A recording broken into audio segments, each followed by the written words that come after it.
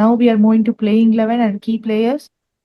ஆதர்ஷ், உங்க பிளேயிங் 11 யார் வந்து இந்த மேட்ச்ல இந்த டீம்ல கீ பிளேயரா இருப்பாங்கன்னு நினைக்கிறீங்க? என்னோட ஸ்டார்டிங் டு ஸ்டார்ட் வித் நான் ஓப்பனர்ஸ் வந்து Mitchell Marsh and Travis head.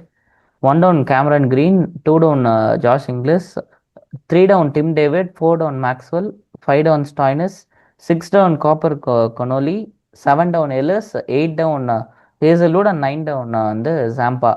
So இதில் பேட்டிங்கில் கீ பிளேயர்னு பார்த்தா I guess it's Tim David.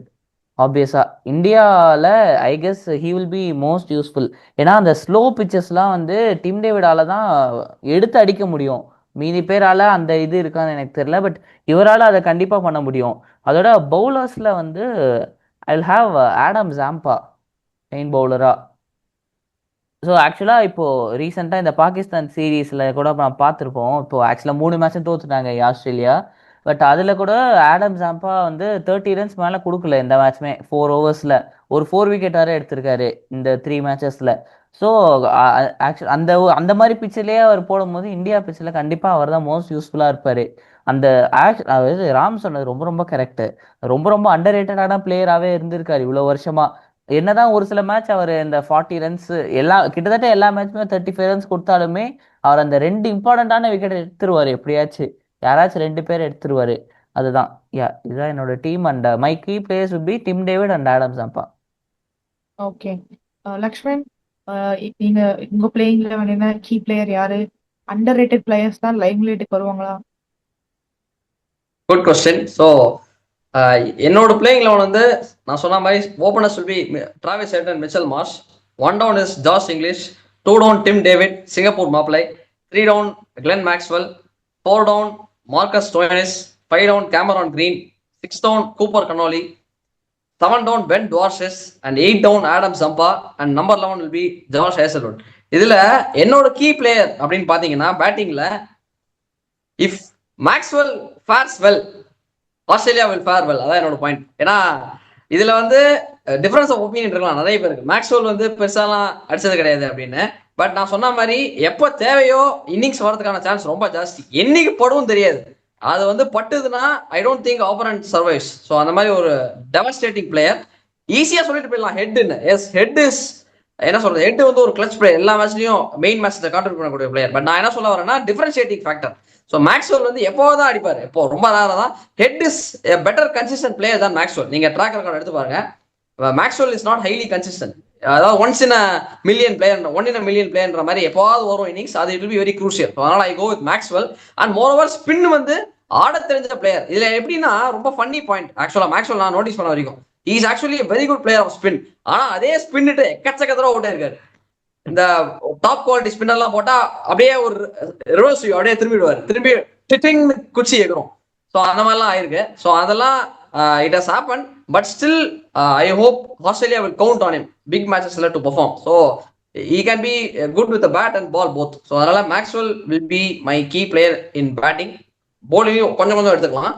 போலிங்ல S, இப்போ ஆதர்ஷும் ராமும் பியூட்டிஃபுல்லா எக்ஸ்பிளைன் பண்ணாம it is going to be Adam Zampa. Adam சம்பாவோட விக்கெட் டேக்கிங் இதுக்காக I don't think it will be economical. இப்போ வந்து 4 ஓவர் அவர் சொன்ன மாதிரி 39-40 போயிடும் bowling ஷோரா. பட் அட்லீஸ்ட் 2-3 விக்கெட்ஸ் அப்படி எடுத்தா it can contain the run flow. So அது வந்து it can be useful for other bowlers. ஸ்வேதாவோட பெட் ஆசல் காட் வந்து he can wreck havoc அந்த சைட்ல இருந்து. டெத்ல வந்து he can bowl take wickets. அவரும் கீ ஆவார். But main bowler will be Samba in my opinion.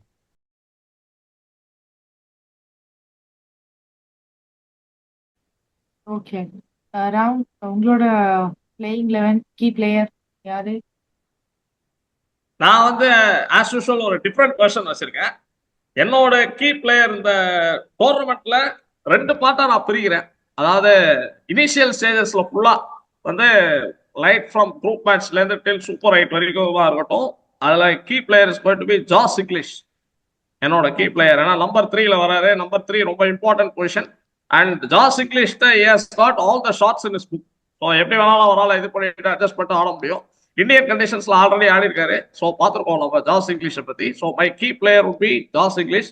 அதாவது இவங்க எப்படின்னா ஆஸ்திரேலியன் டீம் இப்போ இருக்கிற ஒரு சைட்ல இங்கிலீஷ்ல வந்து சொல்லுவாங்க டீம் மேனேஜ்மெண்ட், ஏப்பா நீ எப்படியாவது செமிஃபைனல் வரைக்கும் எடுத்துட்டு போப்பா, செமிஃபைனல்ல இருந்து இவர் பார்த்துப்பாரு. அவர் பார்த்துப்பாரு. இந்த கில்லி படத்துல வந்து வரும்ல, கில்லி படத்துல வந்து இதுல விஜய் வந்து லேட்டா வருவாரு ஒரு சீனுக்கு அப்படின்னு சொல்லும் போது இது பண்ணிட்டு வரும்ல, அவன் வந்து பார்த்துப்பான் அப்படின்னு சொல்லிட்டு அந்த மாதிரி எப்படியாவது செமிஃபைனல் வரைக்கும் இந்த ஜாஸ் இங்கிலீஷ், மிச்சல் மார்ஷ் இவங்கெல்லாம் மெயின் கான்ட்ரிபியூஷன் ஜாஸ் இங்கிலீஷ் இருந்து வரும்னு என்னோட opinion. Josh Inglis is going to be the key player அப்படின்னு சொல்லிட்டு. பட் செமிஃபைனல் அண்ட் ஃபைனல் வந்ததுல கிளட்ச் மூமெண்ட்ஸ்ல அவரை பத்தி சொல்லவே தேவையில்ல. இது தலைவலி தான் கிரேட் டிராவல் செட். நான் ஆல்ரெடி சொன்ன மாதிரி போலர்ல வந்து ஒன் அண்ட் ஒன்லி நான் சொன்ன மாதிரி ஆல்ரெடி அவரை பத்தி நான் டிஸ்கிரைப் பண்ணிட்டேன். எல்லாருமே கிரேட் ஆடம்ஸ் அப்பா. அவர் தான் is going to be the key. மட்டும் சொல்லிக்கிறேன், ஓகே என்னோட பிளேயிங் லெவல் மட்டும் சொல்லிக்கிறேன். ஸோ நானும் ஆதர்ஷும் எக்ஸாக்ட் பிளேயிங் லெவல் தான். ஆதர்ஷ் வந்து என்னை கரெக்ட் பண்ணான், நல்ல ஸ்டாட்ஸ் எல்லாம் இன்ட்ரெஸ்டிங்கா சொல்லி என்னை கரெக்ட் பண்ணான். ஸோ எக்ஸாக்டா டிட்டோ பிளேயிங் லெவல் தான். ஆர்டர் மட்டும் ஸ்லைட் சேஞ்ச் இருக்கும். என்னோட ஓப்பனர்ஸ் வந்து ஹெட் டவுன் மார்ஷும், 1 down Inglis, 2 down Green, 3 down David, 4 down Maxwell, next Stoinis, next Cooper Connolly, number 9ல எல்லிஸ், நம்பர் 10ல ஹேசல்வுட், நம்பர் 11 சாப்பா.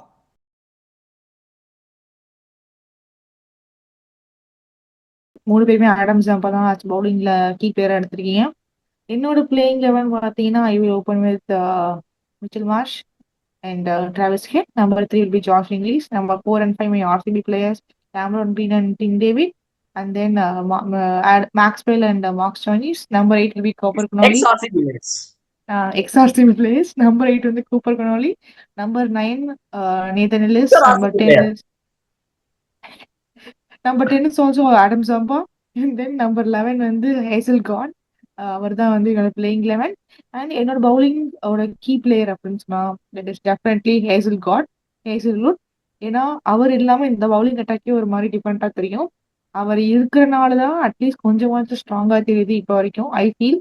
ஐ பர்சனலி ஃபீல் ஹேசல்வுட் வந்து ஒரு different player when it comes to ஒரு team coordination அப்படின்னு பார்க்கும்போது அவர் எடுத்துட்டா இந்த பவுலிங் அட்டாக்கே லைட்டா வீக் ஆன மாதிரி தெரியும். என்னதான் ஸ்பின் பிச்சா இருந்தாலும் we do need a pace attack. So I feel like Hazel would be a key player in bowling. And coming to batting, இதோட ஆர்சிபி பிளேயர் டிம் டேவிட் மேட்சை புரட்டிக்கிற பிளேயர். அவர் தான் வந்து I feel number from over 8 to over 20 வரைக்கும் இந்த one player who can take to the match அப்படின்னா நான் அவர் தான் சொல்லுவேன். ஏன்னா அந்த ரிலையபிலிட்டி ஆஃப் பிளேயர் வந்து மற்ற ஆல்ரவுண்டர்ஸ் பார்க்கும்போது இவர்கிட்ட கொஞ்சம் அதிகமாக இருக்கு.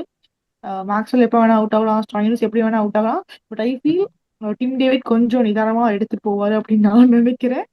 So I will be putting Tim David as my key player in batting.